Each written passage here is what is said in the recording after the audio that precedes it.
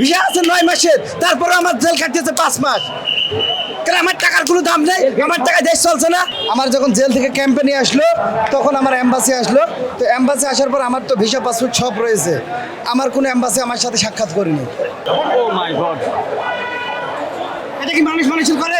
আমাদের টাকায় দেশ চলছে, রেমিটেন্সে দেশ চলছে, অথচ আমাদের কোনো কি আছে? আমাদের কোনো সম্মান আছে?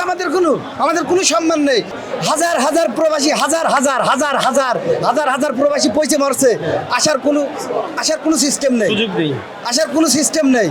আজ যদি আমার চাচা আমার টিকিট না করে দিত, আমার বছর এখানে থাকা লাগতো। আসসালামু আলাইকুম। ওয়ালাইকুম আসসালাম ওয়া রাহমাতুল্লাহি ওয়া বারাকাতুহু। আপনিও মালয়েশিয়া জেলে ছিলেন? জি। কতদিন যাবত? আমি জেলে ছিলাম 5 মাস। 5 মাস? জি। এত দীর্ঘ সময় কেন? আমার ভিসা আছে, আমার পাসপোর্ট আছে, আমার 9 মাসের মেয়াদ রয়েছে পাসপোর্টের এখনো। আমার ভিসা ক্যান্সেল করে আমার আসতে হয়েছে দেশে।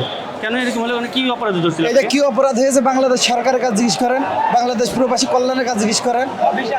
আমার ভিসা রয়েছে, পাসপোর্ট রয়েছে, আমি সরকারের কর দিয়ে রয়েছি, তাহলে আমার বিনা অপরাধ আমি জেল কেন খাইবো? আপনাকে মূলত আমি তো ধরছিল এটা কিভাবে? বিচার চাই। আপনাকে ধরছিল কোথা থেকে? আমার ধরছিল ইপো থেকে। কি করতেছিলেন তখন? আমি তখন কাজ করছিলাম, হ্যাঁ। কাজ করার অবস্থায় আমার ধরেছে। তাহলে তখন আপনি ভিসা দেখান নাই যে আপনার ভিসা দেখাইছি, আছে? আমি সব দেখাইছি। আমার এখান থেকে যখন পাঠায় তখন মনে করেন, এখান থেকে আমার যখন পাঠায় তখন বললো যে আমার কোম্পানি আছে। আমি ওখানে যাওয়ার পরে আমার পরে দেখা যাচ্ছে আমার কোম্পানি নিয়ে আমার এজেন্ট ভিসা। প্রতি বছর আমার বলে যে 6,000 রিঙ্গিত দিবা, তোমার ভিসা লাগাবো।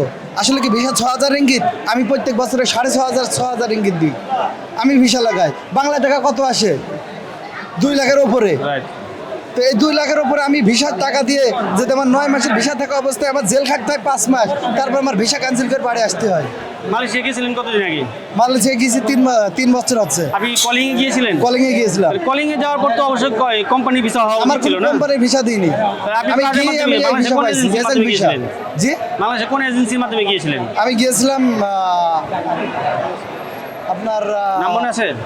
এজেন্টের নাম মনে আছে না, আমার পাসপোর্টই আছে। আচ্ছা, ওদের কি আরএল ছিল, রিক্রুটিং লাইসেন্স ছিল? হ্যাঁ, রিক্রুটিং লাইসেন্স ছিল। তাহলে রিক্রুটিং লাইসেন্স দাঁড়িয়ে সে আপনাকে পাঠিয়েছিল, কিন্তু ডিরেক্ট কোম্পানি ভিসা ছিল না। না। এজেন্টের মাধ্যমে আপনাকে এজেন্টের অন্য মাধ্যমে। কোথাও কাজে দিয়েছিল। জি। সেই অপরাধে মূলত আপনাকে ধরছে, জি, রাইট? জি। তো আপনি যেহেতু রিক্রুটিং লাইসেন্স ছিল, আপনার যে ভিসা দিয়েছিল, আপনি আইনগত সহায়তার জন্য অবশ্যই অভিযোগ করবেন। বিএমইটিতে আপনি যাবেন, বিএমইটিতে প্রবাসী কল্যাণ মন্ত্রণালয়ে অভিযোগ করবেন যে আপনার সাথে এমনটা হয়েছে। আপনারা তো প্রতিদিন জেল খেটে আসছে আসামিরা, আপনারা প্রত্যেকদিন ইন্টারভিউ নিচ্ছেন তাদের, তাহলে আপনারা কি কোনো প্রতিকার করছেন না? আমরা তো এই যে তুলে ধরছি সরকারের দৃষ্টিগোচর হওয়ার সরকার জন্য। কি দেখছে না এটা? আমাদের টাকায় দেশ চলছে, রেমিটেন্সে দেশ চলছে, অথচ আমাদের কোনো কি আছে? আমাদের কোনো সম্মান আছে? আমাদের কোনো সম্মান নেই। আমরা জেল খেটে আসছি, ভিসা আছে 9 মাসের, তারপরে আমার জেল কাটতেছে 5 মাস। কেন আমার টাকার কোনো দাম নেই? আমার টাকায় দেশ চলছে না। জেল খাটা মানুষ ছাড়ছে না তো।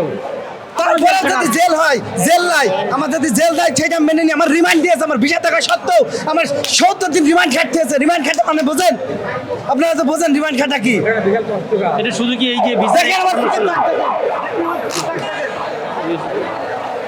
ও মাই গড, এটা কি মানুষ মানুষের করে? এটা কি শুধু ভিসার অপরাধের জন্য এভাবে মারছে? এটা অনেক অপরাধে। ওই জেলের মধ্যে একটা মালায়ও ভালো নাই। মানে খারাপ মারে মানে এই যে আপনাকে মারলো কেন? কি অপরাধ একটু বলবেন, শেয়ার করুন প্লিজ। একবার তো খুঁজে গেছে, দেখেন প্যানের অবস্থা দেখেন আপনি। ফ্যান খুলে নাই। আপনাকে এইভাবে মারলো কেন? কি কারা মারছে এটা? মালাইরা। জেলের ভিতরে? জি, মালাই বলতে কি সে পুলিশ? না, এমনি সাধারণ মানুষ। সাধারণ মালয়েশিয়ান যারা নাগরিক, জি। এরা এইভাবে মারছে? জি। তো পুলিশ কিছু বলে নাই? ওখানে কোনো প্রতিকার নেই। জেলের ভিতরে এভাবে ওরা চালিয়ে জি। মারতে পারে? অতিরিক্ত নির্যাতন, এটা সাধারণ নির্যাতন। আচ্ছা, জেলের ভিতরে আপনি থাকা অবস্থায় বাংলাদেশ এম্বাসি থেকে কোনো প্রতিনিধি আসছিল, কোনো খোঁজ খবর নিয়েছিল? আমি যখন জেলের ভিতরে ছিলাম তখন আমার সাথে কেউ দেখা করেনি। আমার যখন জেল থেকে ক্যাম্পে নিয়ে আসলো তখন আমার এম্বাসি আসলো। তো এম্বাসি আসার পর আমার তো ভিসা পাসপোর্ট সব রয়েছে, আমার কোনো এম্বাসি আমার সাথে সাক্ষাৎ করেনি। আপনাকে যেভাবে মারছে, কোনো অভিযোগ করেছিলেন আপনি ওইখানে কোথায়? ক্যাম্পে, পুলিশের কাছে কিংবা বাংলাদেশ ওখানে এম্বাসির কোথায় কাছে? অভিযোগ করবো? আমার অভিযোগ কেউ শোনে না, সুযোগ নেই। কোনো অভিযোগ শোনে না। করতে পারে তারপরে মেরে ফেললো। ও মাই গড, তারপরে মেরে ফেল তারপরে। মানে মালয়দের প্রভাবে এটা কি মানুষের উপর নির্যাতন? এটা কি সম্ভব? খুবই দুঃখজনক। আপনি আমাদের পরামর্শ, প্রবাসী টিভি, আমাদের প্রবাসী লিগ্যাল এইড সাপোর্ট, প্রবাসীদের জন্য আইন সহায়তা কেন্দ্র আছে, আপনি চাইলে সেখানেও আইনের জন্য আমি বলছি, আপনি যে মন্ত্রণালয় থেকে আমাদের বাইরে পাঠায়, এই মন্ত্রণালয়কে আপনারা বলেন যে এইভাবে মানুষ না পাঠিয়ে দেশের মানুষ দেশে থাক, তাতে ভালো থাকবে। অন্তত ভালো থাকবে। আর যদি দেশে পাঠায় প্রতিনিয়ত গিয়ে খবর নেন, হাজার হাজার প্রবাসী, হাজার হাজার হাজার হাজার হাজার হাজার প্রবাসী পয়সা মরছে, আসার কোনো সিস্টেম নেই, সুযোগ নেই। আসার কোনো সিস্টেম নেই। আজ যদি আমার চাষা আমার টিকিট না করে দিত, আমার বছর এখানে থাকা লাগতো। আপনি আপনার নিজের টিকিট কেটে আসছেন? জি, আমার নিজের টাকায় টিকিট করে আসছি। একটু খারাপ তো। এখান থেকে তো আমি যাবো, সেই টাকাটা আছে আমার। 300 টাকার টিকিট নিয়েছে 1800 টাকা। আচ্ছা, এখন আপনাদের বাড়িতে যাওয়ার মতো গাড়ি ভাড়া আছে? বাড়িতে যাওয়ার কি গাড়ি আছে? ভাড়া, হ্যাঁ? আছে কি আপনাদের সাথে? 1800 টাকার টিকিটের দাম নিয়েছে 1800 টাকা।